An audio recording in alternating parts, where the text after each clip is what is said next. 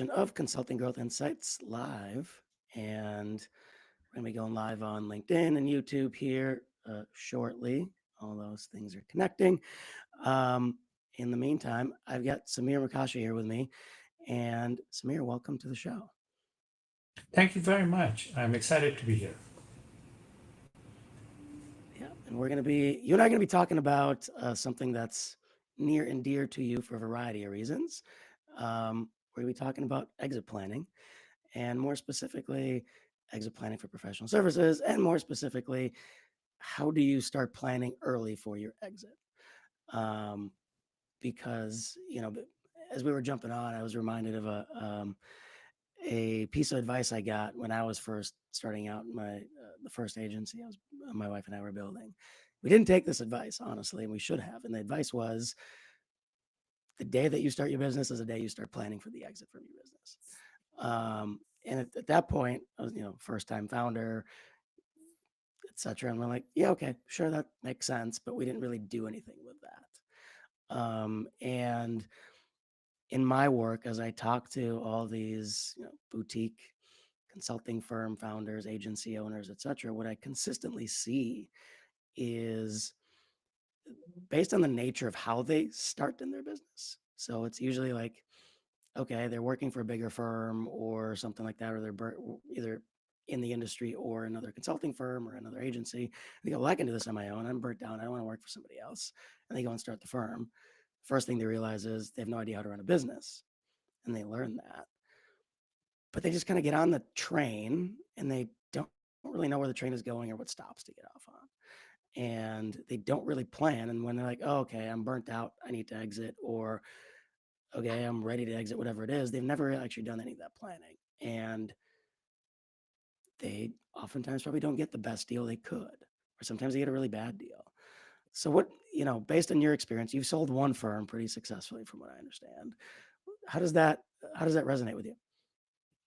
Well, that's a great question, Mike. I think part of it is that's one of the reasons why I'm writing a book as well.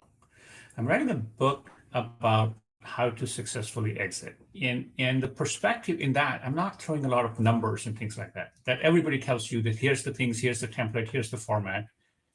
It's the people and the emotions are a bigger deal than the deal itself. And most of the mergers and acquisition firms focus on the deal because that's very straightforward. It's very easy to explain and tell, right? But the process of how you get to the deal and what happens after the deal is not paid enough attention. And I'm going to focus on those two aspects because the structure of the deal, there's many who will tell you. Simply put, to your question about preparing for it, very important. Because as a business owner, your focus is clients and your focus is your services. And like it or not, very few business owners really think of themselves as business owners. They see themselves as facilitators of making this a better world. Okay. And the reality is when you're ready to monetize all the invested time, blood, and tears that you put into it, and what you have at the end of it. See, it's a nice fancy title to say, I am the owner of a business. Everybody says, oh, wow, you're doing so great. What do you have to show for it at the end of it, right? What do you leave to your children? Do you build generational wealth or just have a job and a pension plan, right? Yep. So you can do more than that, and you should do more than that. The majority of this country is built by small businesses. And so looking at it, that perspective is very important. And the other thing I keep telling people is you've built a business. It is hard enough building the business. Why not give it to somebody else who can get a head start and not just throw it away? There are many who don't know how to start a business and grow it there. Most businesses fail within 5 years. Yep. Okay. So if you have gone past the 5-year mark, give it to somebody else. They get a head start, right? So it can be a private equity. It can be a key stakeholders. It can be all your employees. There are multiple ways you can structure the deal. And how you structure the deal just fits into your personality, who's around you, what the market climate is, all of that is important. But in order to plan, it is important. For me, looking back, One of the key things I did not know is how to plan for the tax. Everybody tells you of the valuation. It's one thing. There's many other components of where the money goes, and a key consultant can bring value or not bring value. A key agreement or statements in the sale agreement can give you value or not give you value. It's those details that nobody told me about. I'm a code consultant, right? Every word has a very specific meaning for me. And that's what my business was about. But even I did not have the depth to do it. And that's where I come in, is now that I've lived this experience, I give you advice and experience far more than somebody who went to an elite school and learned how to look at numbers, right? In the end, business is adding addition and subtraction. It's not complex mathematics. Complexity is in the personality, in the relationships, right? How you build it. Yeah, there's a couple of things stood out from what you just said.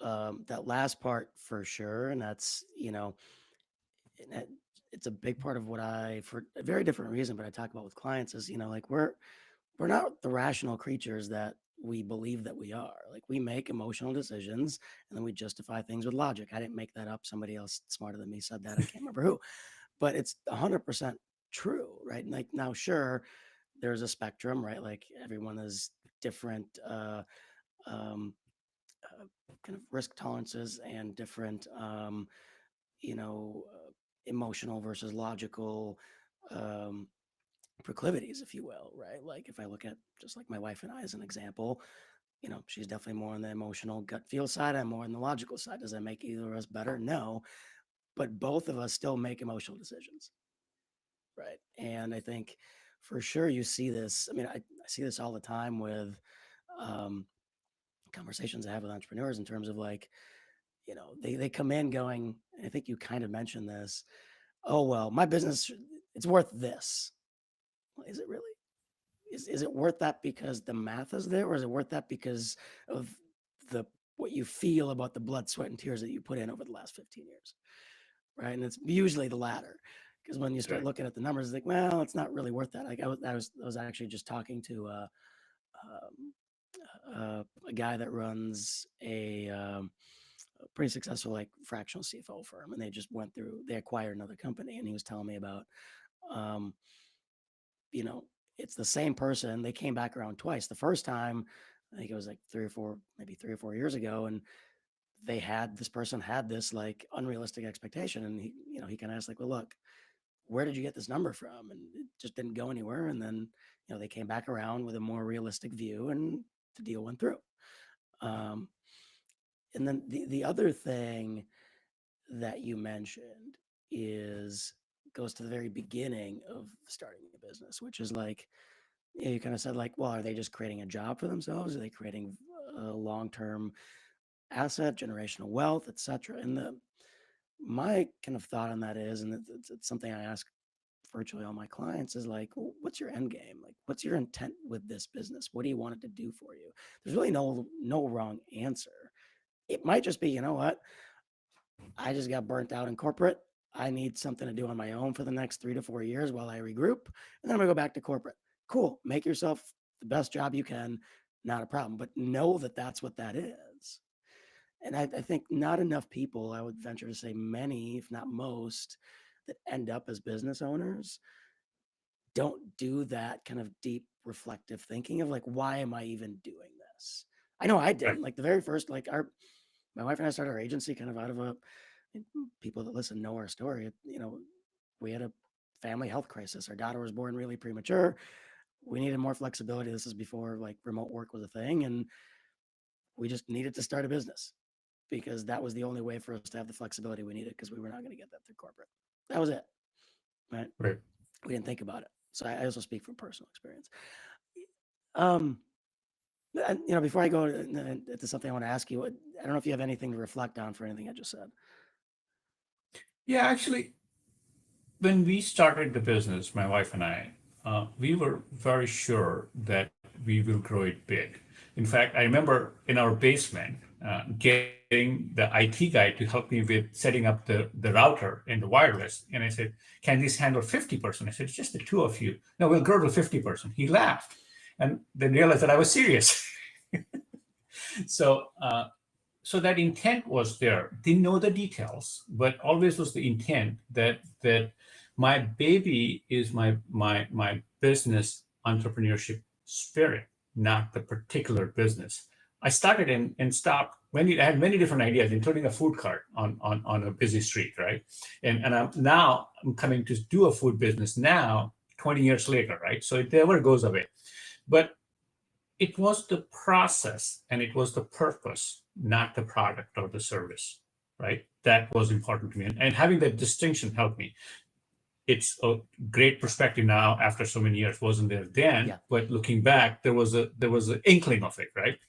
So those things are important, and I work from that. So part of it is also one of the considerations, especially as you and I starting from scratch, we often think of as a family business. Maybe my children will take it, right?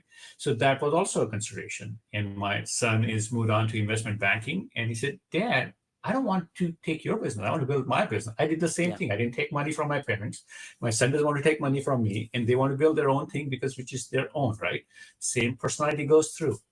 So what I'm doing is by selling the business, is I'm creating the generational wealth that gives my son the leg up. I came with nothing. Me and my wife, when we started the business, literally we had this sitting down at the kitchen table. I said, "Look, I came here with a suitcase. You came here with $300. The worst that can happen is we'll have a suitcase and $300. Are you in?" Yep. And she said yes.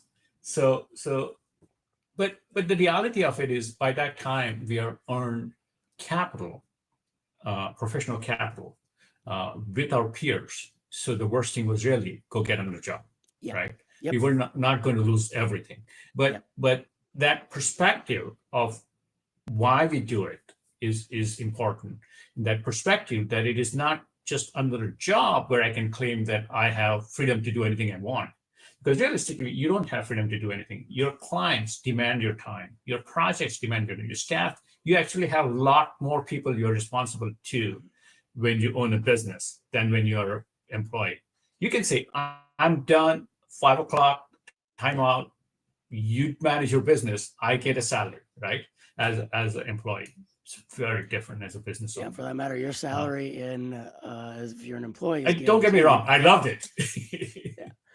Yeah. No, I'm Yes. 100% with you, but I think, I think it is important for people, like the salary that you have as an employee is guaranteed. The salary that you have as a business owner is not, right?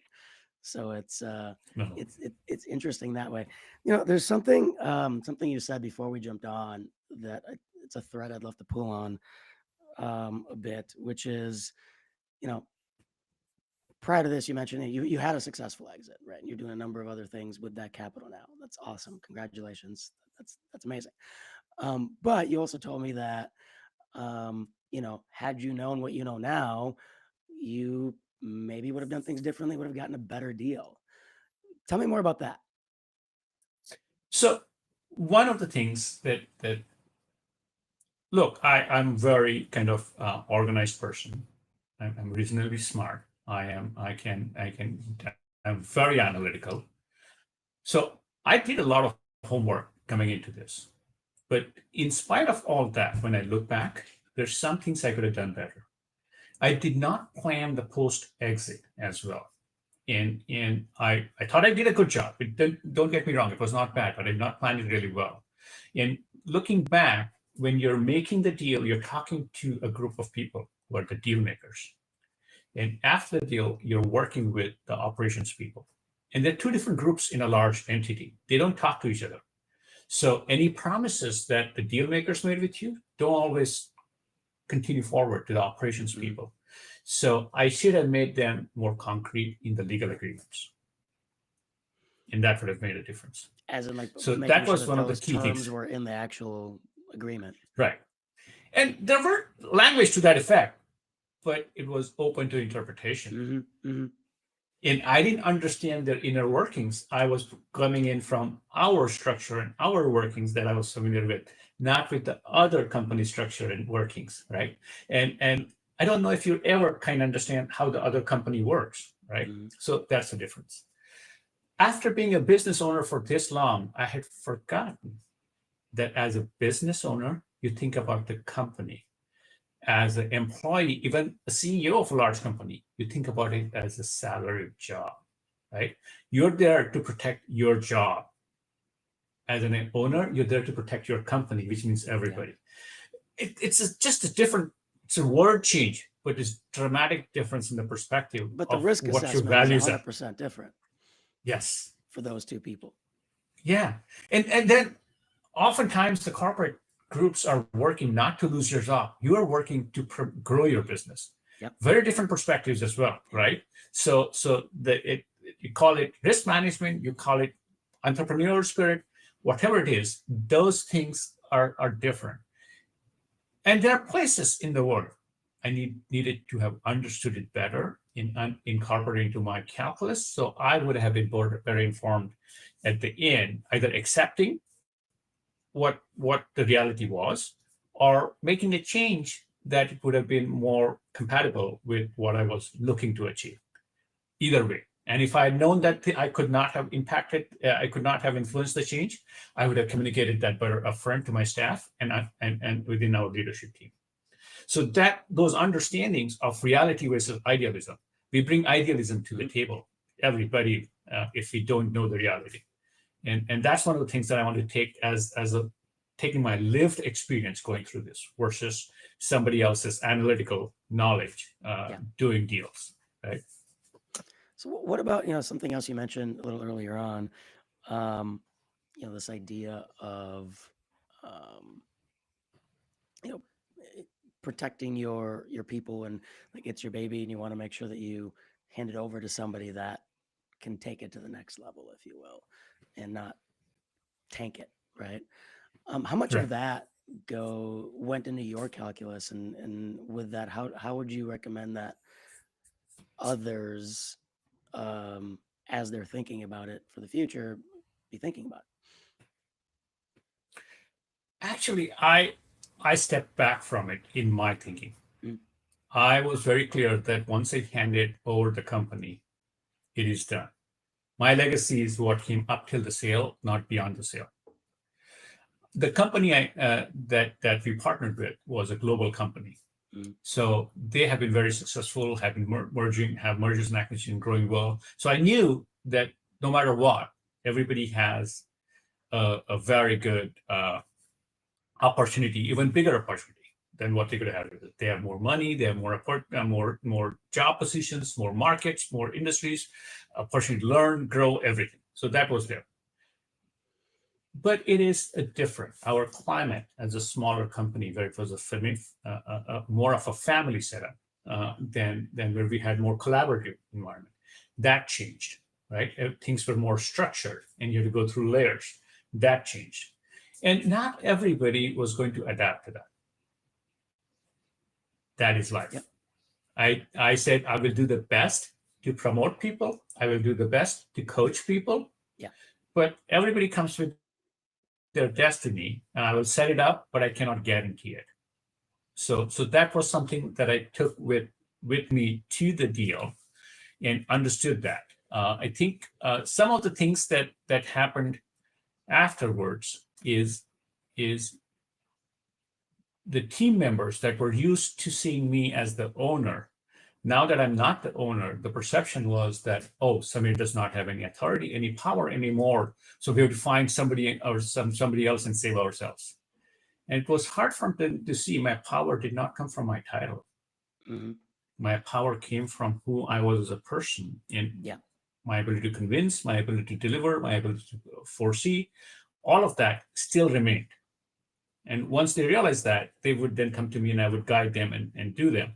But as a parent, it's like, now you're going to college. I brought you up to college and I've trained you all the things. Now you have to do it on your own, Yep. right? And I will be there as a coach, but I can't move the hurdles that I used to move before. Yep. So, something,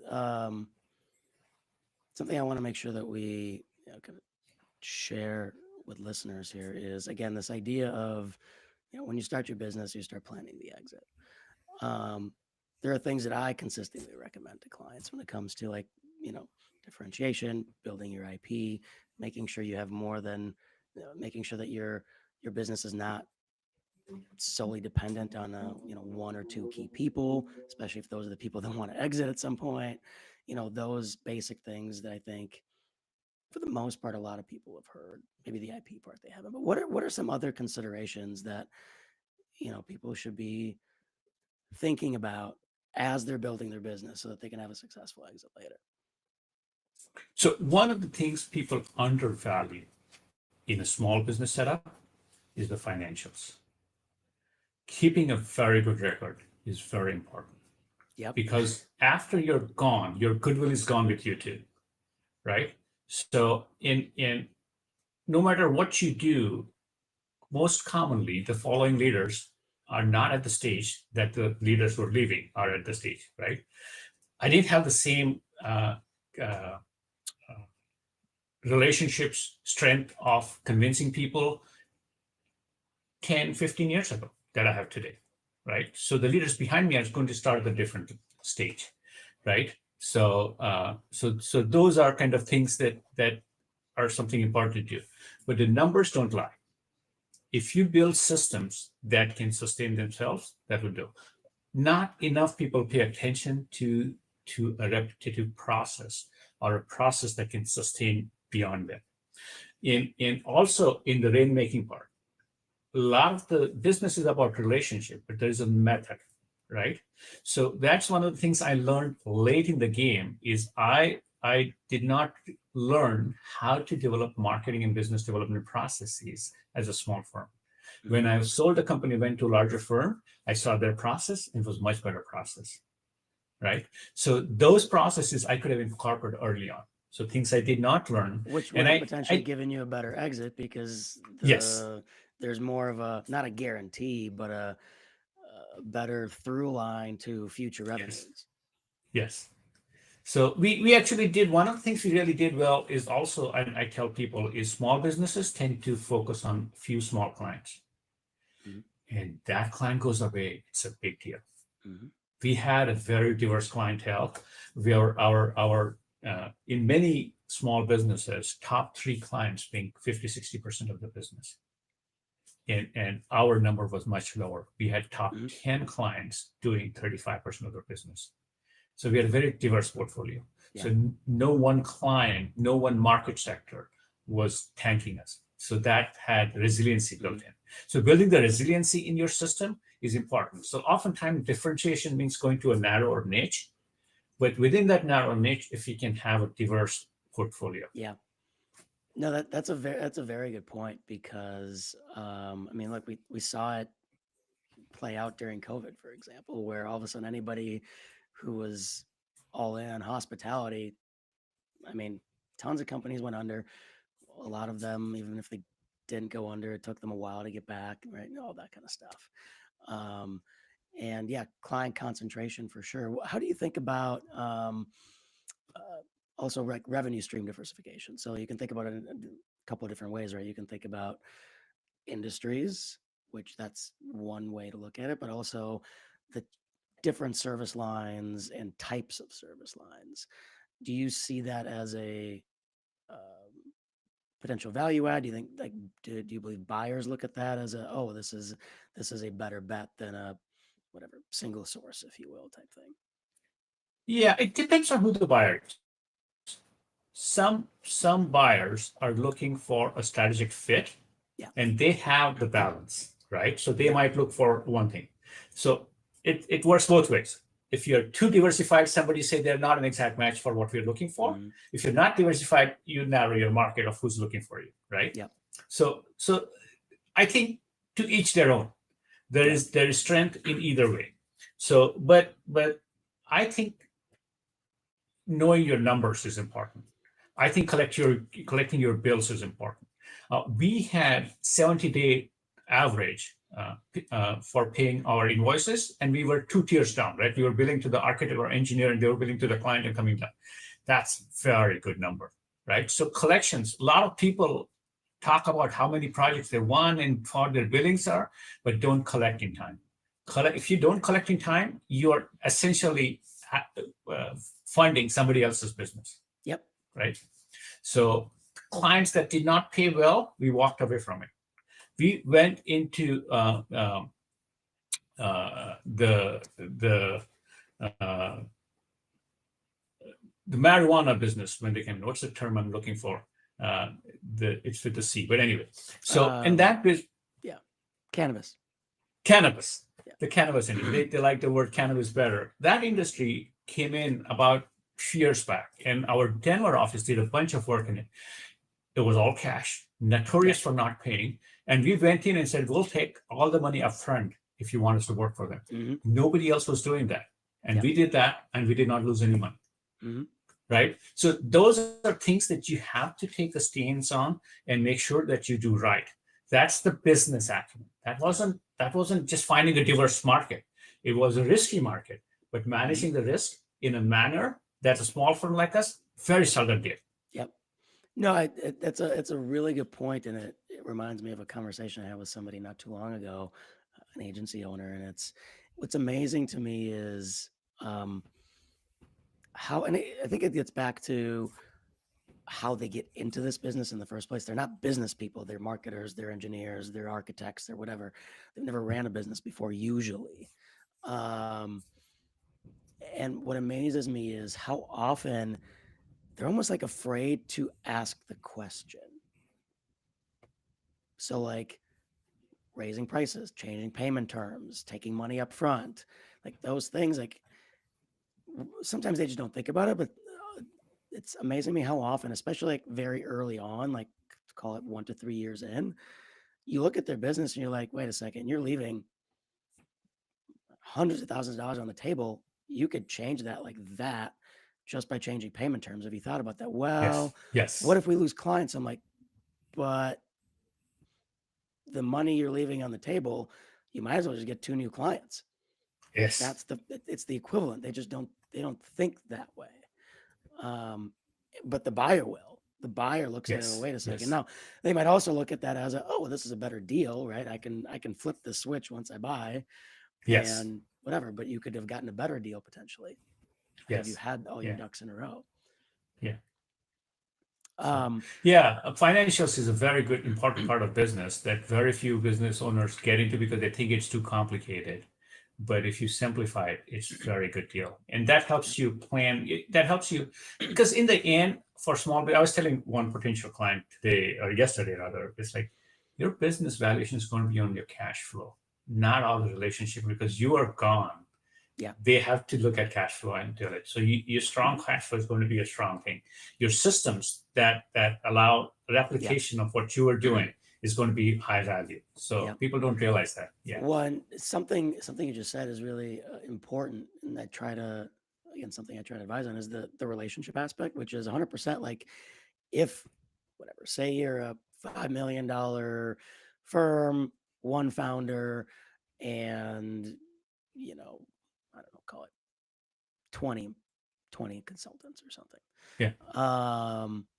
If all of those relationships are with the founder who is going to be exiting, and they're not actually there's no affinity to the firm, there is virtually zero value in that business. Even though you're a $5 million firm and you can say, well, our EBITDA is, a million and a quarter. So really we're looking at a, 3 to 4x, this is a $4 or $5 million sale. No, it's not. Yeah. Right? No one's buying that. And Yes. I think when you talk about creating systems, I think it's creating systems that can build affinity to the brand, to the firm, not just to the founder, and not even just to the account manager potentially, right? Yes. Because Yes. there's people that are going to leave post exit, right? So as you're planning your exit, even if it's 5 years down the line, what systems are you putting in that really what's the word for it? Like broaden the relationship, if you will, Yeah. that it's not a single source relationship. Yeah. And that's important. I think for many startup businesses who are based on the talent of a founder, the challenge becomes how do you replicate the founder? When I started the business, everybody told me, oh, now you have to find a mini me, right? It's going to be a mini Samir coming in Nope. that you have to find. And I started looking for one, and there wasn't one. Then They I never sat down find and one. analyzed. And what I actually did, I said, okay, let's distill Samir into 15 different skill sets. Mhm. Okay. I broke myself into 15 skill sets that I brought to the table, what is making me successful. And I said, I have to find a backup for each skill. And I started building backups for the skill. I didn't find a backup for me. I found backup for each skill. And then I found a backup to a backup. Along the way, I found somebody who was better than me in that skill. Mhm. So I found better skilled person in that category. And now the firm was more than the sum of its parts, Yeah. right? It's That was it's how we did the it. business money ball, if you will, right? Yes. Which I'm not really a baseball fan, but I've seen the movie. So, um, yeah, it's it's a really smart way to look at it. I love that you brought up the whole like, oh, it's a it's a mini me, or it's a how do you replicate the file? You can't. It's And by the way, I've also tried. Like I remember in the agency, we God, we wasted well over $100,000 bringing in salespeople that were gonna. It just never worked, and for a variety of reasons. But one thing I generally advise is you don't try to scale you don't try to replicate the founder. You try to scale the founder and Yep. kind of create this umbrella effect, both on the overall brand and on other people. And that's where the concepts of like having unique IP come in, and having, yes, you want them to have a presence, but you want to enable other people to then build a presence in relation to that IP, all those things, because there are going to be, at the end of the day, there's going to be certain things that only the founder, that only you, Samir, only I can do, right? Yep. And those are going to inevitably are going to go away post exit, and someone's going to have to kind of fill that gap. But there's gonna be a bunch of stuff, like you said, that other people can do, maybe even better, right? So it's very likely you can find somebody that's better at business development than the founder is. The only reason they're usually better is because everything is in their head, the IP is in their heads, and the relationships are tightly connected to them. So if you unwind that, right, you evangelize the IP first internally, then externally. You unwind the relationships, you bring other people in, and you build that up over time. Now you have something that's actually scalable. Yes. And Yeah. like Very that's well the put. biggest thing, at least Yes. from a growth perspective that I see. Yes. So I think just going back to your original question, how do you plan for a good exit? So one, it's life is cyclical. You're born, you're adult, you die, and then the next generation comes to exit. Business is like that. Think about it that way. That Yeah. eventually you're going to die, and the business has to survive past it because that's what nature does, right? So plan for that. You groom your children, and then they would have their own lives different than you, right? So business mimics life quite a bit. As I'm writing the book, I'm looking back at my book, and I was expecting my chapters to be very linear. I did X, then Y, then Z, and that's how it happened. And it wasn't that way. Then I thought about it. Mhm. You know, to have a very linear path, you have to go to school for learn something, and you work 20 years just doing that, and then you retire. That's it. Yeah. As a business owner, it mimics life. It's a collection of short stories. I One like I story like can that be analogy. dramatic, one can be depressing, one can be exciting, one can be just mellow. All of these coexist, and that's what a business is. That's how a business journey Yeah. is, right? And so that's how life is. So in a sense, you have to plan for it, but you cannot plan for it because you're not seeing the future, right? So getting those who have walked the path ahead of you to even for a cup of coffee would be great to do. Yep. Yeah, and it's something you brought up in the very beginning of our conversation, is this whole idea of asking for help. And I think a lot of founders are, to a certain extent, hardwired to not ask for help, right? Because it's seen as a Yes. weakness, when in reality it's a shortcut and an Yes. accelerator. And I mean, look, I'm again, a lot of the stuff I talk about is lessons learned, and I definitely, my upbringing, and I'm Eastern European born, former Soviet Union. So like there's this like, nope, I got to do it on my own type thing. Like that's definitely there, and it was a hindrance for sure. And like I've Mhm. changed over time, 100%. Yeah. But yeah, I think knowing, not even just knowing when to ask for help, but almost like asking for help not even asking, like it's maybe not as much asking for help, but just being um, open to Open, learning things yeah. well ahead of time. And I think that gets into kind of, again, future planning. It's like, well, I'm not planning on selling a business for 10 years. Yeah, but why not learn now what you might need to know 5 years from now, and instead of waiting 6 years and then being a year behind. Yeah. No, I'll tell you one example. In our sale, we actually met a tax planner who Mhm. helped us a great deal because we like most people, we have a will, we have a trust, right? We did that, but we didn't realize there's different kinds of trust. There is a Mhm. simple trust, there is a complex trust, there is a grantor trust, and once and the people like billionaires, Yeah. they all have this trust, and that's how they manage their wealth and transfer Yeah. their wealth. So making money today and transferring wealth across generations, Yep. whole different ballgame. You're thinking about selling a business. What about Yep. when you die and your estate taxes come in, right? So Mhm. all of those things are things that you need to plan, and you need to plan before you sell the business. Yep. It's very For hard to sure. do after the fact. Yeah. I mean, and for that matter, I mean, it's slightly almost like the other angle from it, if you will, but I'm in talks of becoming a minority partner in another business right now, and I'm glad I've got my CPA on my side because she's like, "Hey, did you think about this, this, this, and this?" I'm like, "Nope, but thank you. We're gonna make sure that gets into the operating agreement." Yeah. Um, right. So even on the buy side, if you will, you have that, but uh, totally right. It's I think planning Yes. Yes. early, um, and having a good tax planner, obviously having good legal representation. Um, but again, I would look at broader, like really thinking about, and I know it's hard because you can't plan for everything, but just have at least having an understanding of, you know, well, from an operations perspective, what does a buyer like in a business? From a Right. marketing and business development perspective, what does a buyer generally value in a business? Um, from a niche perspective, what, you don't know what's gonna be valuable 10 years from now, like and how the market's gonna Yes. go, but what types of things, right? So that I want to go maybe all the way back. Something I wrote a note down about is, you actually, I think this will be a good time for you to maybe tell your story a little bit about the business that you sold, because I think either very purposefully or not, it sounded like it was purposely from when we talked. You picked a very good niche, a very lucrative one, outside of kind of a broader segment that maybe wasn't that lucrative. Right. And I think as somebody that's starting out a business, it's very easy to go, oh, we're just going to do this thing and it's going to, we're going to serve everybody and whatever. But picking that niche is really, really critical. That's probably one of the most critical decisions somebody can make from an exit planning perspective.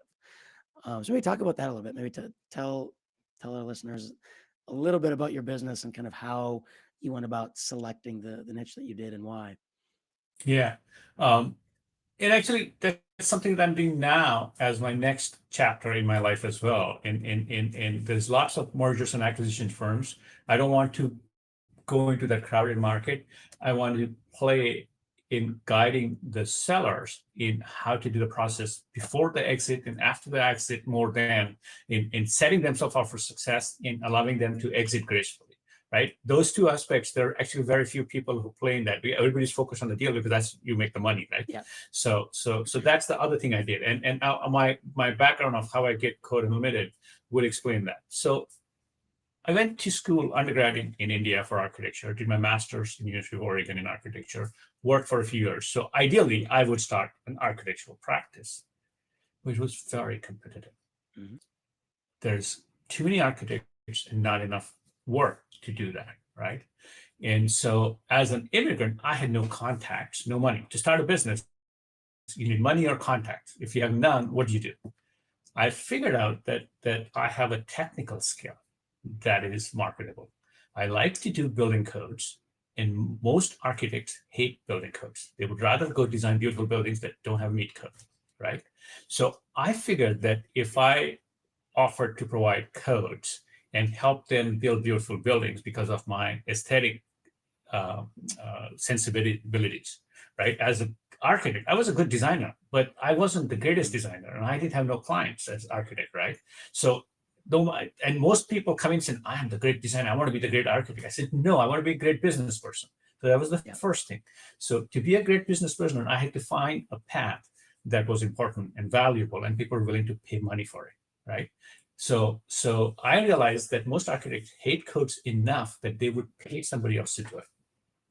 So that narrowed the field. That gave me a niche that I was not competing with everybody else I knew. And I was a complement to them, and I was going to help them do better architecture. And most code consultants come in and tell you what not to do. I built a code consulting firm based on creating better buildings and more interesting buildings. How can you go outside the code and do safe buildings, right? I built an expertise on that. So we were very creative. I would explain to people that you create with lines, I create with words. Together, we'll build magnificent monuments that humanity can enjoy and endure, right? So that's what I did. Then the other thing I did is most firms tend to have a single large office. And I split it up and said, let's do multiple offices. And I had to figure that out, how to do it. And in order to do that, I said, in times of crisis, if you have a large firm in Chicago and you have a local firm here, you want to help your local firm. So you will go to the local firm.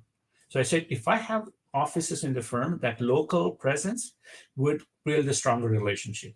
And it paid off during downtimes. So I did those things, right? So I was good at what I did, but that's not what made my business successful. It's these other things that nobody saw that we did that made us successful. Making sure that we were a code consultant. And there were others who were the architect. Let's do some architecture. No, I don't want to compete with my clients. Mm-hmm. I will not do architecture. I will help them find an architect that will build me another client. Right? So having that discipline and gravitas and understanding that I want to play in the blue ocean, not in the red ocean, right? I want to be where nobody's playing, right? So those were the important decisions that helped us. So we diversified, but we also simplified. We took away all the crap that everybody wants to do because, if you have everything, then everybody will come to us. No, be the best at what you're doing and build relationships. Yeah. I'm curious, was that something you did from the very beginning, or did you kind of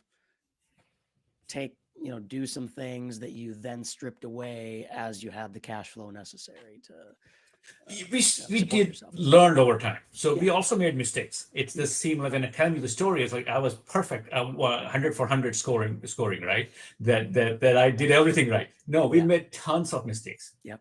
But we were not afraid to make mistakes. Mm-hmm. And we managed our risks when we made a mistake. If we made a mistake, we acknowledged it and walked away from it. Yep. We didn't keep doing it, right? So that was one part. But we did start slow. We started, what I did is in order to build a business, I became the chairperson of the local AIA code committee. And I was working with a very large firm, which was so large that I didn't interact with anybody outside. So I had to find a way to interact. So I started first by letting people know that I have this capability available. When we started the business, I went back to starting on things that I already had a name recognition. I had very strong knowledge of semiconductor industry, right?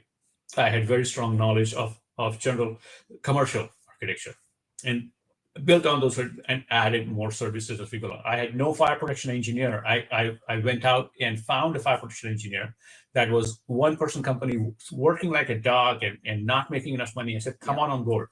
And now he's left after a few years, restarted his own business, doing really well. He learned the business aspect from working with us. And so I think I added people. I was never afraid to say, hey, I don't have the skill. I need somebody else to do it. I realized that I figured out that one of the things I had, and this was something I did in before I started, I used to see large firms where an expert would always be on a very large project because they were expensive, right? Mm-hmm. Small projects couldn't afford them. So small projects always got a B team, and large projects got an A team, right? But when the project was closer to completion, that expensive staff member was blowing the budget because they were sitting on that project doing stuff. Yeah.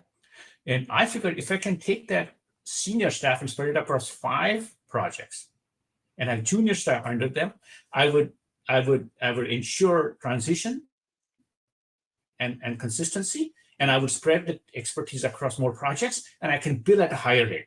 2 hours of an expert is not a big deal on a small project. They couldn't get the expert for 20 hours, right? But if I teach the expert to kind of deliver their expertise without starting from scratch every time, too many experts start with, okay, let me tell you how a brick is made before they get to the building, right? So I had to have a village around them that said, don't let them talk about the brick.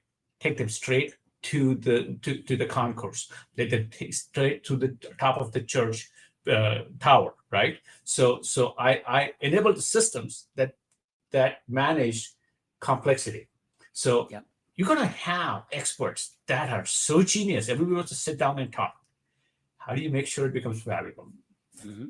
Yeah, I think, again, thinking about planning for exit, really thinking deeply and evolving your business model and revenue model is, again, another one of those things that not a lot of people put enough time into. I feel like it's sort of, well, this is the way consulting firms are built. It's an hourly model. It's partners and then, directors and Yeah, then, whatever. And this is how our teams are built and whatever. This is how everybody does it. But as you really think about picking the niche that allows you to then go, okay, well, if we're just playing in this niche, how can we change the business model to be more profitable?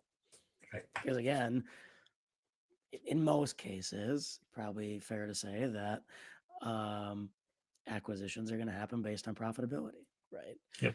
Now, obviously, growth trajectory is another big one. It's like, yeah, you might have a profitable business, but if it's not growing, why is anybody going to buy it? So growth Right. is also critical, but that still plays into that business model, right? You have the business model. Yeah, and Yeah. it's that over time I've told people that make sure you're not a company of consultants, you're a consulting company. I like. I think I like that. Tell me what the in your when you say that, what's the difference? So company of consultants, that individual consultant is valued. Mm, They get hired for a company. yeah. They leave, they take their knowledge with them. Yeah. Consulting company creates a system, an ecosystem where you collectively deliver the value to the client, and you can actually deliver more value than one consultant can deliver if you can create a system that maintains the trust, maintains the relationship, Yeah. maintains the expertise, and delivers it on. So what happens is when you have a great consultant, you accept inefficiencies that this person will not be available for next 2 weeks. Yep. What we did different, we said this person is not available, but that doesn't mean you won't get the service. Mm-hmm. This person available to us internally. We will get the information. We'll have a mid-level staff translate it. We have a junior level staff put it all together and give it to you. So Yeah. you have this access to the person without being in the room with them. Are you okay with that? Oh, we'd love it. I don't want to spend hours with this guy. I just want him to deliver the value that I need, right? Mm-hmm. So that system approach really worked well Yeah. for us. Well, and that now that you explain it, that resonates very well with what I talk about, which is again this idea of building up IP frameworks, methodologies, mental models, Correct. assets, maturity models, whatever, all those things, Right. because those allow you to democratize that, not skill set per se, but the knowledge and the ability to consult in an effective way Yes. across your entire firm, ideally. Now, sure, there's going to be Yes. differences, like there's going to be people that specialize in a certain industry, whatever. But outside of those things, it's exactly what you talked about. It's you're not you don't have this great dependency on each individual person. And Correct. it's like, oh my God, this person decided to leave, or they get hit by a bus, or whatever. They decided they're going to start their own firm. What are we going to do? It's okay. Well, that's expected. We're not a problem. Like, sure, there's obviously things you have to do with the client and address it, et cetera, right? But and you can't get away from completely from key people, right? If you're Right. whatever. No, you do need that. You build upon that talent. You build upon that strength. Yeah. So you need to keep hiring the top people too. So Yeah. Yeah. Um, so let's see. What did we talk about? We talked about picking the right niche is one of the critical first choices. We talked about building up the systems both around the delivery and the business model, optimizing your revenue model. We talked about setting up the growth system over time, because that's something, again, that's valuable that somebody buys. um, Making sure you diversify away from, single choke point, if you will, on people, like on the founder specifically. Actually, the last episode I did with Brian Curlin was right around how do you transition from founder led, growth motion to not, because that's a big choke point for people right around Right. that $5 million mark, let's just say. um, Financials, right? Really getting a good handle on those and using that to your advantage. Um, what else? Like, what are the other things that people? Compensation. Okay. Compensation is another great thing that we learned in um, especially as a small firm. You're not going to be able to offer a lot of high salaries, right, or strong benefits. So the tendency is to give away equity. And my advice is don't shortchange yourself. Don't give away equity right away. Mm, Keep the equity. There are many different ways of compensation. And yes, you're not going to get the person who's just purely looking at financial gains come to you, but go look for people who are looking for something else. And there are those people. yep. Okay. And then to build the systems like we talked about, there are people who know what they're doing well but lack confidence, and therefore they never get to the next level, and they're always stay in the middle, right? So the model we talked about, where you have a senior person working with the next level person, builds the confidence of the other person. That middle person may not be able to say I know this, but they're able to say I know a guy who knows this, Yep. right? It's in the industry, it's what you know and who you know, right? So that gives the combination. So on the compensation side, we actually had gave very good salaries. We did not have a high bonus structure. Mm, Uh, what I realized is when you said people that you'll give them, say if you tell them I'm going to give you 50% of your salary in bonus, they expect it. So it is more or less seen as a deferred compensation. If you don't give it, they feel like they underperform. When right. in reality, you are thinking that that was there for overperformance, right? Yep. So that's the way an owner looks and an employee looks is different in that sense. So you have to help manage that. That the other thing we realize is depending on the age group, for senior staff, good healthcare benefits Mm, were actually much valuable than a few $1,000s more in salary because they are at a different stage in their career, right? yep. So understanding what motivates people is important. For younger people, more responsibility was important. Titles were important. I came from a company where titles were not important. You're number one, number two, level one, level two, level three. And if you call them God of all things architecture, they would be seriously happy about it and don't care about the salary, right? Yeah. So if you understand human nature as to what drives us, a lot of people cared about the culture we had where we were collaborative, where if your child was sick, you could just tag somebody else and, hey, can you take over? And they could. We on no project, we efficient way was to do one-person team. We built three-person teams, and we built in the efficiencies to that, and build it. So having a value and communicating that value as what you get when you come here is important. People stay for the values. People stay for the culture. And there are going to be times when it's an employee market, right? Everybody's throwing money. Yep. You can't win. Don't fight. I realized that if somebody was given a huge raise and they walk, me giving them a matching salary or higher raise didn't make a difference. Just Yep. say thank you very much for your time. All the best for you. We'll stay in touch. Let them go. They might come back. All right. Yep. It's just understand what your values are, what you're selling, and not Yep. everybody's going to fit into it, and that's okay. Yep. Yeah, that's the whole match the offer thing. It's something I learned a long time ago, with not Yeah. in my own business, but prior to. Yeah. It just never works out, because Yeah. they've already kind of made up their minds at that point that they're going to go test the waters. Let them test the waters. Yeah. Because if they don't do it now, they'll do it in 6 months or a year, and you're just Yeah. kicking the can down the road. Um, yeah, and I think the the way I'm thinking about what you just said also is kind of tying it all together, if you will. It's, well, what skill sets do you need to deliver on the model that you've created, to act on, to use the systems that you've developed, and Yes. then finding those people in a cost-effective manner with the right benefits and compensation structures. Like it all ties together. Like it's not a, oh, just think about compensation in a vacuum. It's, what types of people do we need? What types of skill sets do we need? What are we going to need now? And then also kind of think about the future too. Like, how does this model evolve? Right. Like, I think it's hard, I think, especially early on as a business owner. I mean, and again, personal experience, to do that because you're so bogged down in the everyday. You're like, well, this is what I need now. Yes. And I think that's fine. Like, it's okay to focus on that because you have to solve for the now, but also thinking at least a little bit, like 5-10% of the time, think about, well, what are we going to need 2 years from now? What is this going to look like? Right. Because you don't want to be completely tearing everything out and rebuilding every 2 years. And that's why I'm getting into the business of doing this for that reason, because I felt that if I had somebody who could tell me that in a short conversation, I would have listened better. I would have acted sooner, right? Yeah. And there's no book that tells you, and a book is, you can't learn everything in a book either.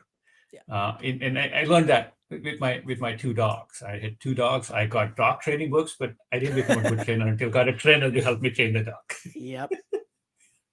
So Yep. there's a limit to what you can learn in a book, right? But a book is a good start. And we looked at getting like a board of directors or a board of Yep. advisors. Couldn't make it work. And maybe somebody has a better answer, and that would work. But I think that's part of why I got into this. Is I think there's a need, and if nobody pays, then I made a mistake. I'll find some other business and do it. But I'm betting that there are others who would benefit from the insights I bring, and I can deliver them at a cheaper price than what it would cost them to do it themselves. Yeah.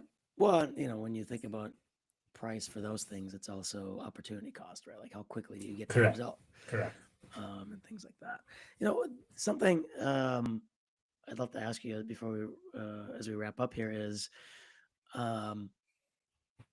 how did you think about, and maybe what do you think now that you've exited already, um, about the after effects, right? Like, I hear this a lot as I've talked to people that have sold their businesses. It's like, it's supposed to be this exciting thing, and there's this crescendo as they make the deal, and then it just crashes, and then it's their baby, right? Now it's gone. What do they do, right? And I think the serial entrepreneurs are generally, I feel like, fine. Like, yeah, I'm on to the next thing. I'll figure it out. But for the people that, like you said, like, this might be the only deal they make in their entire lifetime. There's obviously call it seller's remorse potentially, Right. from hey, I could have gotten a better deal, but also like, what do I do now? Whatever, call it, maybe they're 50 and now they go, okay, well, do I start another thing? I kind of, I had a team of 50. Now I've got nobody. Like, what do I do? I'm depressed or whatever. Like, you hear that a lot. Um, how, how did you think about that maybe before and now after? So one of the things that for me as an individual, very many years ago, when it was in vogue to say, what are you going to do in 5 years? What are you going to do when you're 40? What are you going to do when you're 50? And I was like, I don't know, and I don't care, So, and then that made me stop and think is, okay, when will I retire? I said, I don't want to retire. I'm having too much fun. All right. So, and I think long time ago, I figured out if I chased money, I was not too good at it. If I've chased what made me happy and what made others around me happy, money followed me. So those are kind of the mind-changing perspectives I got early enough. So let's, for the sake of argument, say I just sold my company and not start another company. Mm-hmm. I would have gone in and become an employee without all the weight of ownership and figured out a place to stay that way because I was too young to do it. But let's say I'm retiring. At this time, I've realized that one of the things I learned is information is dime a dozen. You can go on Google and find out. Knowledge you can find in books. Wisdom is hard to come. And by this time, you have wisdom. Whoever is in that stage, you have wisdom. There are others who can benefit from your wisdom. For you to live well, the world around you has to do well. Give some of that wisdom away. You've earned your money. Give that wisdom away in whatever format you want to. Don't just go volunteer at some soup kitchen. There's nothing wrong with volunteering at a soup kitchen, Yeah. but the knowledge and wisdom, do transfer it. And it's very rewarding because a lot of people feel in vacuum because they suddenly lost a purpose. Yep. Their value's gone down because they're not the Yep. senior VP of such and such company, right? A lot of people come to you for that. So don't confuse your value with your title value. People come in large companies, people come to you because you have that title, right? Be clear of what your value is, right? And then after you exit, make sure that you give. I find people undervalue goodwill. Doing good to others comes back to you. Trust me, it does. It comes back multiple times. And that's the thing. See how you can, others can benefit from what you learned. And that will, and do eating well, do the exercise and do everything else. But you got here because you're a driven individual. You got here because you want to be challenged. Do it in a different way. Give it to people. Share it. Yep. One, I think also, maybe to kind of put a bow around it, if you will, start sharing early, even before you're Yes. ready to exit. Right. I think because that does, number one, and I think it does wonders for your ability to exit, right? Because it gets Yes. exposed to more people, etc. But then also you kind of already have that muscle slightly trained, at least. Right. Yes. It's not a jarring thing of like, oh well, whatever, you know, I was doing nothing and now I'm working out all of a sudden, right? Like that's a jarring thing that takes time versus, well, no, I've been doing it and I've been building up. Now I'm just not doing this thing, but now this thing is going to start. Well said. Awesome. Well, I mean, I took a bunch of notes. There's a number of things that I've learned from you. Hopefully, other people have as well. Where can people find you, Samir, if they're looking for your help? Yeah. So the Business Millionaire Club, www.businessmillionaireclub is something. And if you just connect with me on LinkedIn, Samir Mokashi on LinkedIn. There are not too many Samir Mokashis on LinkedIn, so connect with me on LinkedIn, and that'll be great. You'll find out a little bit more about it. I'm always open to relationship, always fine for people. I've loved mentoring people all my life. So even if you have an ask and say, hey, I'm starting a business, I don't know anything, you're too busy, too important, would you bother? Can I bother you? Yes, please bother me. Awesome. Well, Samir, this has been fun. Thanks so much. For everyone else, I'm going to be taking a break for a couple of weeks, going on vacation, so nothing for the next few weeks. I think the first one I've got scheduled, I believe, is second week of May. I forget the exact date. I don't have it in front of me, but it's going to be around profitability and building profitability. So, as Samir, as you talked about, know your numbers. That's important. So stay tuned for that. Thanks all, and we'll see you in a couple of weeks. Thank you very much. Take care. Bye. All right. Oh, I don't want to move the microphone yet.